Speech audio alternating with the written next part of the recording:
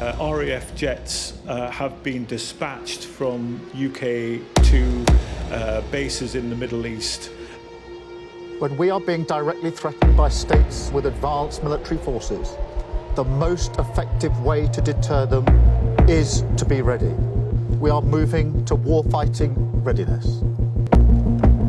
The Prime Minister has said that this is a contingency, and it's perhaps not surprising that the UK will be sending military assets to the Middle East. That could be places like Cyprus, Oman, the UAE, to try as a contingency, as a backup, to protect. The most effective way to deter them is to be ready.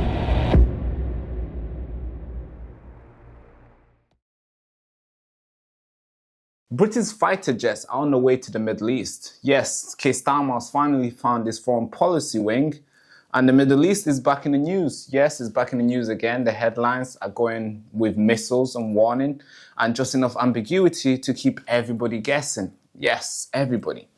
Welcome, I'm Baraka, and this is Newsroom UK. As the tension between Iran and Israel has crossed the line from simmery to scorching, the United Kingdom has sent rifle jets and refueling aircraft to the Middle East. The mission officially is basically contingent support, which to the Westminster probably translates to we are not getting involved unless we are hit, unless we have to. Probably, yes. Let's just say we don't know. Yeah, basically the mission is just contingently support to Israel. Prime Minister Keir Starmer, on the way to G7 summit, confirmed this deployment as a part of a broader effort to de-escalate tensions. Of course, for him, Keir Starmer, nothing says about calm down or calm like sending jets to a place that's already volatile. I mean, look at this place. Look at this video.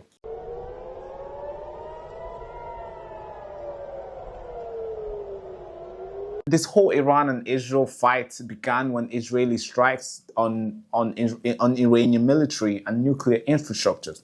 Iran fired back almost literally with drones, missiles raining down on Israeli cities, causing casualty and international alarm. The UK, the US, France helped intercept Iran's attack, prompting Tehran to issue a clear warning to us, basically. Yes, and they said, if you assist Israel again, your bases in the region could be next. So, why is Britain really getting involved? Analysts point out an existing operation like Shadow in Iraq and Syria, meaning the UK already has skin in the game, at least boots on the bases that are now deemed to be targetable by Iran. There's a lot of concern that's rising about us sending the RAF jets to the Middle East. And first one is if RAF pilots are ordered to intercept another missile, Britain shifts from observer to a participant. If British bases are hit, we move from participant to targets. Meanwhile, Iran's warnings are increasingly explicit. And I think the whole nation can agree with me here that Keir Starmer and David Lammy needs to start working now. Because this is the time where to be on the phone, calling left and right and center to make sure there is the de-escalation that they are running a campaign on. Let's keep this whole thing super clear. Britain wants to cool down the conflict. Yes, I think I speak for everybody here in the country. We are not ready for military confrontation with Iran or any other country that might be. First of all, we do not have the manpower. Second, we don't want to waste what we already have. And the last one, which is most importantly, we are too broke to fund a war right now. You might disagree with me. You might think we should go out there and just bomb Iran and do all the things and destroy the regime and kick out the Ayatollah and just bring democracy.